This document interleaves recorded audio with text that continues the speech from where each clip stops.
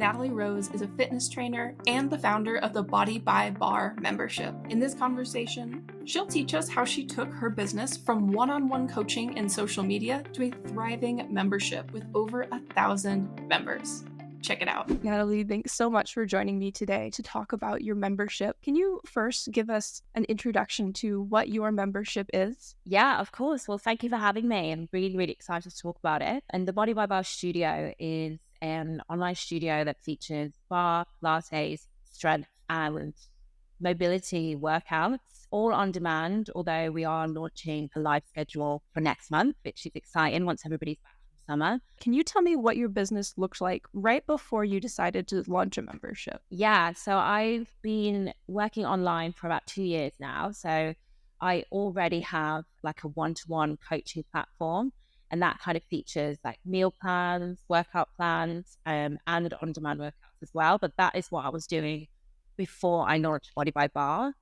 So that was going really well, but I did feel, and I got feedback from my followers and my community online, that they really just wanted access to the workouts without having to do the coaching and spend so much money on like working with me one-to-one. So that is why I launched Body by Bar. It was kind of organic. It just happened. And yeah, it's all, everything that's happened after that has just been, I've just listened to my audience and gone with it, and it's worked really nicely. So I'm super grateful. So I'm hearing is that your audience was looking for a lower cost way into getting workouts and content from you. Is that right? Yeah, exactly. So the one-to-one coaching is more of a high ticket. It's one-to-one, it's, you're checking in with me weekly. It's a little bit more expensive, and I understand that like not everybody can afford that or even has the time to do that. So a lot of my followers were asking for just the workouts, and I made it really affordable, like the monthly subscription really affordable, and it's allowed me to reach so many more people. So yeah, I'm really, really glad that I went down that direction as well. That's fantastic. And when did you choose a membership model to deliver these workouts rather than a course or some other way? Because I really wanted the users to feel like they are investing into something. And I think once you buy a course for like, a set price, say even if it's a 6 or 8 week course, yes, you've made that commitment. But if you are investing in something monthly and you can see that amount coming out of your account and you know that you're committing to it monthly, it just helps with momentum. It helps with motivation. It helps keep you accountable. And it also gives you the freedom as well. So if 1 month you need to cancel or take a break, you have the option to do that. And then you can come back the next month. There's no minimum commitment with the monthly subscription, and you have that freedom, which also makes it less pressure for the users, but also they feel better. I feel like they feel better within themselves because they are totally in control of the subscription. You mentioned before that you wanted to provide a lower price entry to your content, but how did you decide on the final price for your membership? Well, I think it was that coffee a week, because I know that Pilates is traditionally a little bit more expensive, especially reformer Pilates or even studio classes. It can be a little bit more expensive, and it kind of can exclude a certain demographic of people. So I thought, if you can afford one coffee a week, $3, and then that is the same price as a monthly subscription. So that is it, one coffee a week. And what do you offer within that membership? Like, how much content are you posting new on a monthly basis? Yeah, so currently there's over 100 workouts on demand. And then I post about 4 new workouts a week, mixing between Pilates, bar, and strength. And I have challenges running every kind of 6 to 8 weeks. We've got a new challenge running. So with that comes a whole new program of workouts as well. So there's always new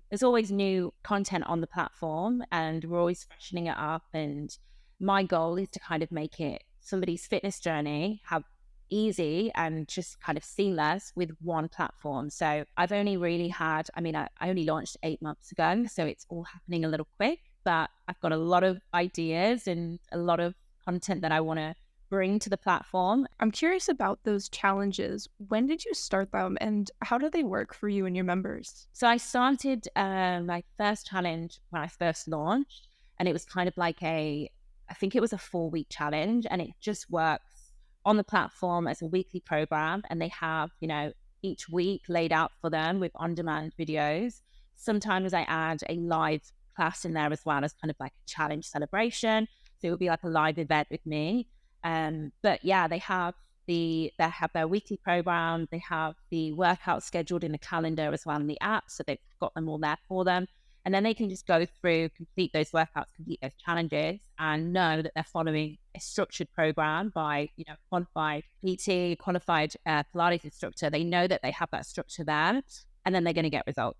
So yeah. That's fantastic. And do you market these challenges, or where does your demand come from? Yeah, so I market all new challenges on Instagram, on Facebook, on YouTube, and TikTok. So I'm mainly on TikTok and Instagram, but I also just make sure I post all over as much as I can. But yeah, every new challenge is, I launch it, I share about it, and then, yeah, we always get an influx of new users, and then current users are always signing up for the new challenges as well, and feedback is good. So yeah, I'm going to keep going with the challenges, and eventually I want to take on another instructor who can help me and have like 2 challenges running at the same time, or 3.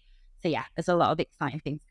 There's a couple of things I'd love to ask you about marketing. So you say you post on TikTok a lot, and you also have your Instagram Reels and YouTube Shorts. Can you talk to me a little bit about your short form strategy? Because you seem to have this thing unlocked. Yeah. Thank you.